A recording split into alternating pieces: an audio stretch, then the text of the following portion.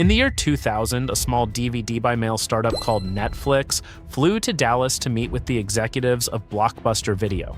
Reed Hastings, Netflix's co-founder, had a proposal. His company was struggling, burning through cash on free trial promotions, not yet profitable, not yet certain it would survive another year. He wanted to sell. The asking price was $50 million. In exchange, Blockbuster would get everything: the technology, the subscriber list, the brand, the team. The Blockbuster executives listened politely. Then, according to people in the room, they laughed. Hastings flew home. Blockbuster went back to business, and the most expensive joke in the history of American entertainment had just been told. Today, Netflix is worth approximately $430 billion. That $50 million asking price now represents roughly 0.01% of what the company became. The executive who reportedly led the decision to pass has since confirmed it publicly, describing it as a mistake he thinks about often. Blockbuster filed for bankruptcy in 2010. It may be hard to sympathize with the company that got away with charging $4.99 to rent VHS copies of Jumpin' Jack Flash back in the day and imposed late fees that even loan sharks would find excessive, but this really is the end of an era. Blockbuster will close all of its remaining stores, about 300 of them. One single location remains open today in Bend, Oregon. What was once the largest video rental chain in the U.S. with thousands of locations will soon be down to just one little store. Where? Bend, Oregon is the place. Operating largely as a museum to corporate hubris, selling branded merchandise to tourists who drive there specifically to stand inside what the entire world lost. But here is what that $50 million meeting actually was. It was the punchline, not the story. Because Blockbuster didn't collapse because it passed on buying Netflix. It collapsed because every single decision that followed revealed a company so completely imprisoned by its own business model that it could not escape, even when it could see the walls closing in. The Golden Age. To feel the full weight of what was lost, you have to remember what Blockbuster actually was, not as a business, as a place. Friday night, sometime in the mid-1990s, your parents announced you were going to Blockbuster. That announcement hit differently than most. You weren't going to the grocery store. You weren't going to the bank. You were going somewhere that required a decision, a real decision, with stakes, made by you. The automatic doors slid open and the smell hit first. That specific, impossible-to-describe smell of plastic cases and industrial carpet that an entire generation would recognize instantly and never be able to fully explain. The new releases wall ran the length of the store, each VHS box face out, the cover art doing its best to sell you on something you'd never heard of. There were sections for action, comedy, drama, horror, family. There was a candy display near the register with the exact same selection every time. And there was the unspoken social contract of the Friday night crowd. Fellow families doing the same negotiation you were doing, everyone trying to find the one movie everyone could agree on.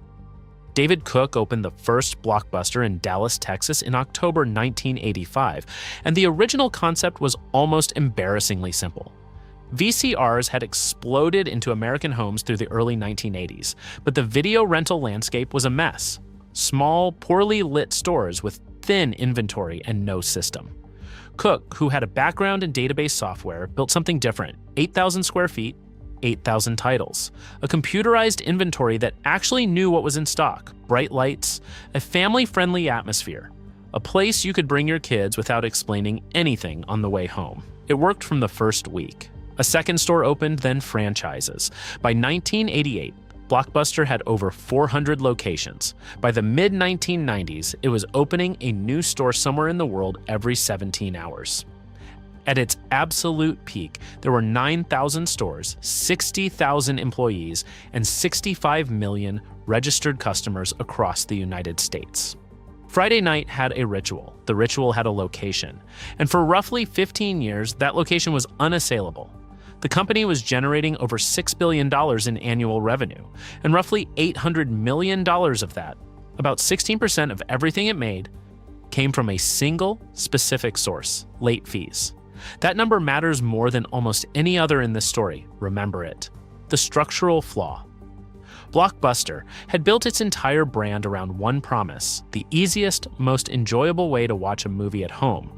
Warm lighting, friendly staff, endless selection.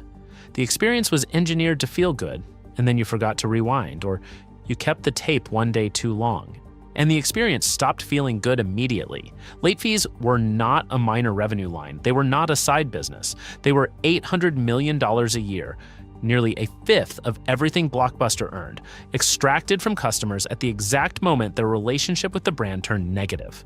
You had already watched the movie. You were done with Blockbuster until next Friday. And then a charge appeared, or a stern reminder from the clerk, and the warm memory of the rental was replaced by the cold irritation of a penalty. The company tolerated this tension for one reason: customers had nowhere else to go.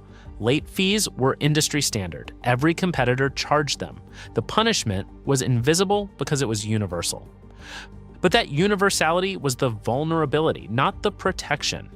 It meant that any competitor who simply removed the fee, who built their entire model around never charging one, would have an instant, visceral, emotional advantage over every existing player in the market simultaneously. Reed Hastings has said that a $40 late fee for an overdue Blockbuster copy of Apollo 13 planted the seed for Netflix. Whether that specific story is exactly right matters less than what it represents.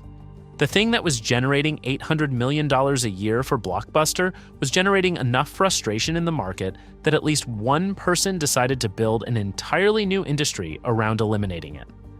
The moat and the vulnerability were the same thing. That is the part nobody saw coming. The accelerant. After the $50 million meeting, the next decade at Blockbuster was not a story of ignorance. It was a story of knowing exactly what needed to happen and being structurally unable to do it. In 2000, Viacom, the media conglomerate that had first invested in Blockbuster in 1994, tightened its grip on the company. What should have been a resource-rich parent enabling digital transformation became something narrower. Viacom's leadership treated Blockbuster primarily as a cash asset to be harvested in the present, not a platform to be rebuilt for the future. Investment in technology was constrained, strategic autonomy was limited. And when revenue started softening, Viacom's solution was not to fund innovation. It was a 2004 IPO that transferred the problem to public shareholders, while Viacom reduced its exposure. Blockbuster emerged from that IPO carrying $1 billion in debt, but it had also finally found a leader who saw the situation clearly. CEO John Antioco understood the Netflix threat with unusual honesty for someone running a legacy business. In 2004, he launched Blockbuster Online, a direct DVD by mail competitor with no late fees. The following year, he went further, eliminating late fees across all physical stores, the single most hated feature of the entire Blockbuster experience gone. Customers responded immediately. Satisfaction scores jumped, membership climbed. For the first time in years, the company looked like it might actually thread the needle, keeping the physical business alive while building the digital one in parallel. Then the board removed him. Activist investor Carl Icahn, who had built a significant Blockbuster position, led a revolt against Antioco in 2007. The charge, eliminating late fees, had cost the company $400 million in annual revenue. Which was true. It was also entirely and obviously the point. You cannot modernize a business model without first dismantling what made the old one profitable. Icahn looked at $400 million in lost fee revenue and saw a CEO destroying value. What he was actually watching was a CEO performing surgery on a patient who would die without it. Antioco's replacement, Jim Keyes, arrived in 2007 with a diagnosis that has since become a masterclass in strategic blindness. In 2008, 1 year before Netflix launched its streaming service, Keyes told investors he didn't see Netflix as a significant threat and believed Blockbuster's physical store network was an asset rather than a liability. That same year, Netflix signed a streaming deal with Starz. The following year, it launched Watch Instantly. Within 18 months, the conversation about home entertainment had moved permanently online, and Blockbuster was still debating whether to reopen its in-store video game trade-in program, the number that ends the argument. In 2004, Blockbuster and Netflix were roughly comparable in size. Blockbuster had more revenue, more brand recognition, more stores, more customers, and more leverage with Hollywood studios than Netflix could dream of. By 2010, Netflix had 20 million subscribers and was growing at a pace Blockbuster's entire corporate structure couldn't respond to. Blockbuster filed for Chapter 11 bankruptcy that same year, listing $1.47 billion in debt. Dish Network acquired what remained of the brand for $320 million in 2011, a price that, for context, Netflix's market capitalization exceeded in its first week of trading. In 2026, Netflix is worth approximately $430 billion, serves over 300 million subscribers across 190 countries, and produces more original content annually than Hollywood's major studios combined. Its password-sharing crackdown alone added tens of millions of new paying subscribers in a single year. A reminder that the company Blockbuster, laughed out of Dallas in 2000, is now large enough to move markets with a single policy change. Blockbuster's brand, intellectual property, and remaining assets were eventually sold off in pieces. The Bend, Oregon store, the last one standing, has become something of an unlikely cultural landmark, renting DVDs and Blu-rays to locals and selling branded merchandise to visitors who come from across the country to take photos inside it. In 2020, it became available to rent as an Airbnb for a single night. It sold out instantly. People will apparently pay to sleep inside a Blockbuster. They just won't pay a late fee. The verdict.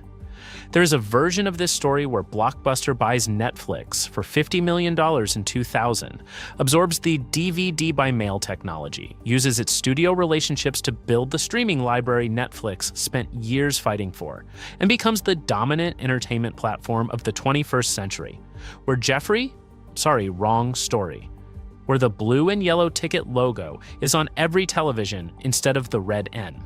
That version didn't happen, not because it was impossible, because the people running Blockbuster in 2000 and 2004 and 2007 were optimizing for the business they had rather than the business they needed to become. Every decision that killed Blockbuster was rational in the short term. Late fees made money, keeping them protected revenue. Firing Antioco stopped a $400 million bleed. Each individual call had a logic. The logic just happened to be pointed in the wrong direction.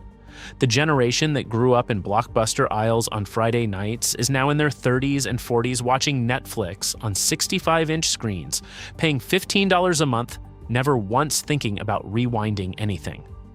Most of them have probably never been charged a late fee in their lives.